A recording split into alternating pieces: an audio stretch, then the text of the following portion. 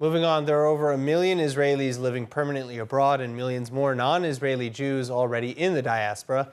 And while international living is pretty common these days, some argue that for the Jewish people, this spells disaster, particularly amidst the low rates of return to Israel among second and third generation Israelis born abroad. With me to discuss is Middle East expert and researcher at the Begin Sadat Center for Strategic Studies, Dr. Mordechai Kedar. Dr. Kedar, thanks so much for being with us. Now, you've written about this fairly recently even. Can you break down in short what you think the threat is? Yeah, after visiting the United States and meeting with groups of Israelis who live in the United States of America, I saw the situation on the ground. Most of them are totally secular. They have no connection to any Jewish institution, even not Chabad, which is very inclusive.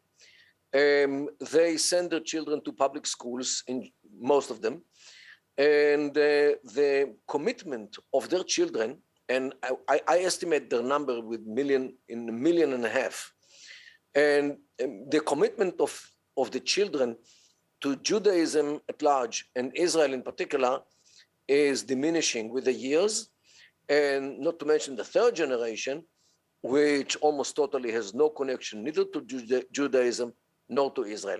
The parents or the grandparents, those who actually came from Israel, they keep coming to visit their families or for business or for vacations, but their offspring do not follow them in this issue.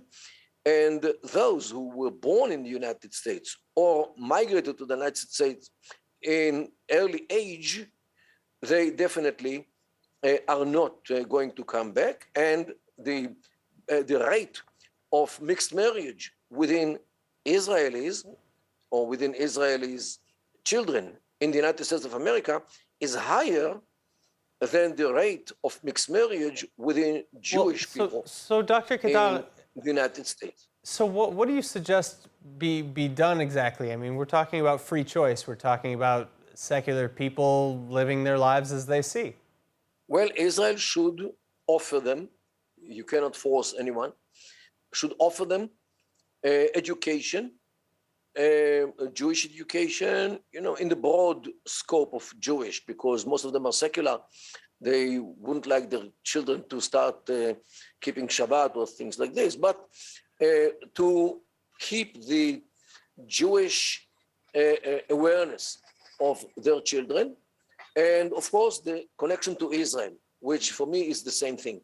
To be Jewish for these Israelis and to be connected to Israel is more or less the same side of the same coin.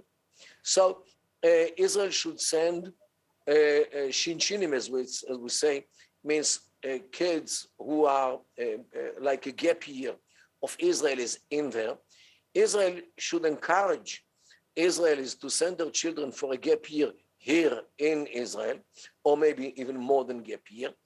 And Israel should facilitate the return of Israelis by all kinds of offers regarding businesses and housing or whatever Israel can provide. And Israel has to do whatever it can in order to bring back those children, those people who migrate to the United States of America because it's more convenient there, or Canada, or Australia, or Europe even, because they don't have, or most of them don't have any real problems of what we say klita, of absorption. They will be much more easily absorbed than olim chadashim, those who newcomers who never were in Israel. They know the language, they know the mentality, they might even have real estate here in Israel, or relatives who can help them or accept them and be the hugging environment which will accept them and absorb them. Definitely, Israel must look at these million people.